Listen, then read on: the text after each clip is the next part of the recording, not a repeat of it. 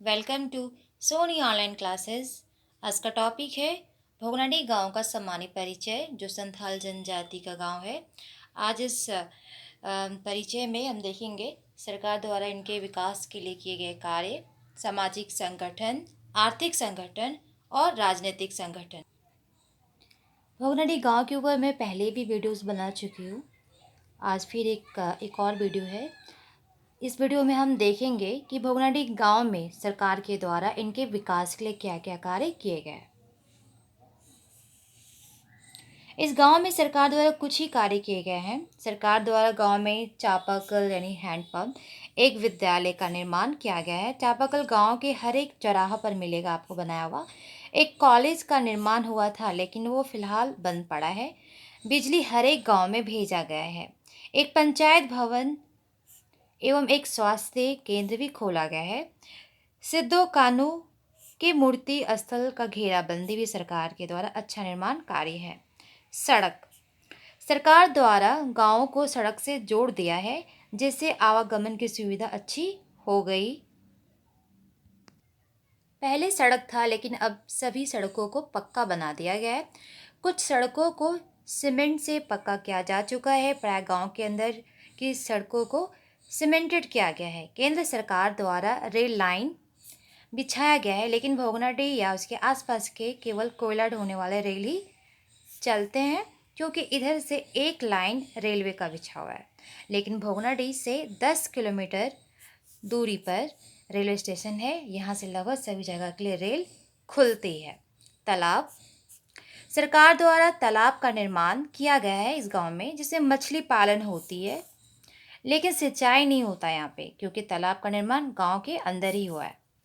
सामाजिक संगठन में हम देखेंगे, सामाजिक व्यवस्था में गांव के सभी कार्यों की देखभाल करने के लिए मांझी हड़ाम होता है, यानी गांव का जो मुखिया होता है उसे हम मांझी हड़ाम कहते हैं संथाली भाषा में या लैंग्वेज में।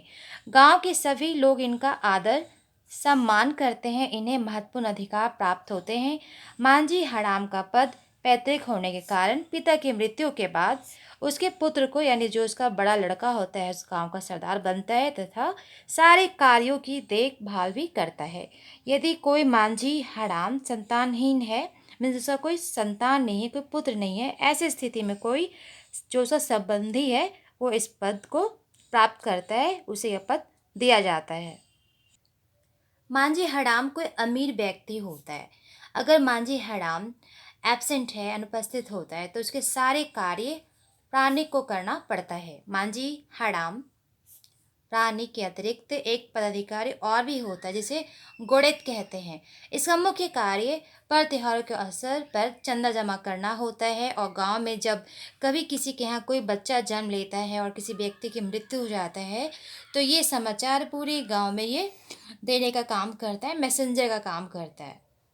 मांझी हड़ाम तक भी पहुंचा देता है कि हाँ, फला घर में किसी के यहाँ बच्चा हुआ है या किसी की मृत्यु हुई है।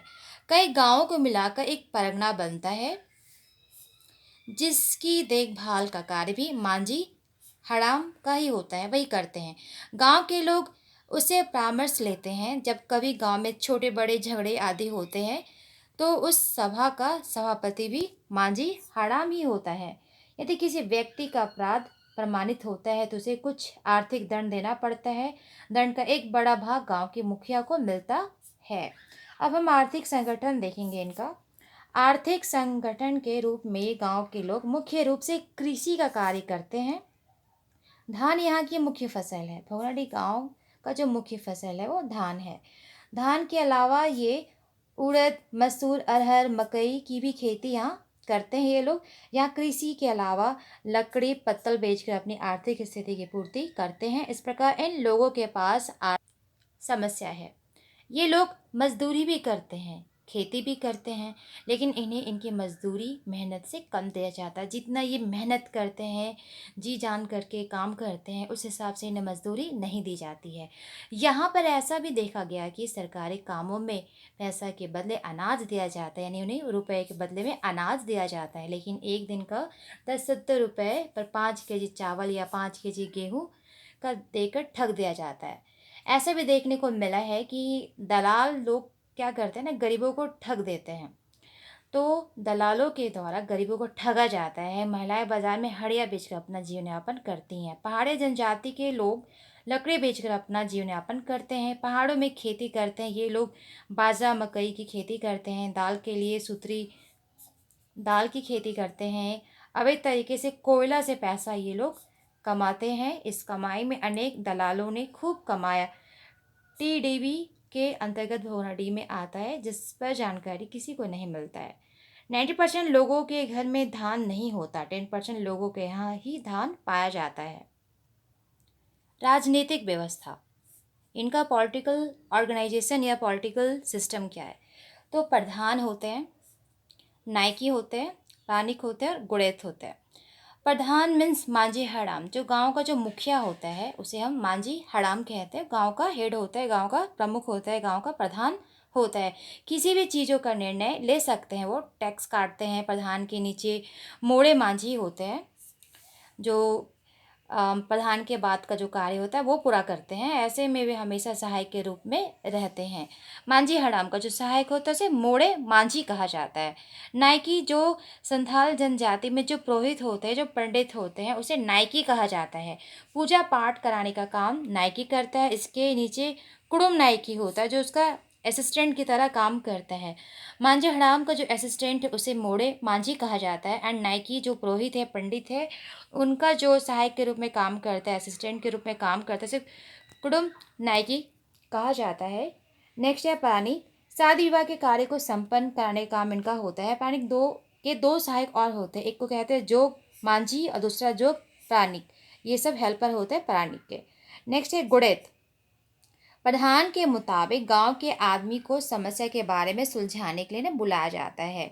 गांव में अगर किन्हीं के यहाँ बच्चा हो गया है या डेथ हो गया है, पूरे गांव में मैसेज देना है, तो ये सब काम इन्हीं का होता है।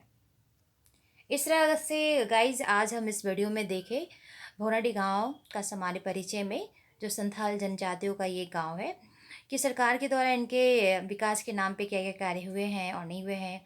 सामाजिक संगठन, आर्थिक संगठन, राजनीतिक संगठन किस प्रकार का इनके समाज में पाया जाता है। तो गाइज फिर मिलते हैं नेक्स्ट वीडियो में नेक्स्ट टॉपिक के साथ। जय हिंद।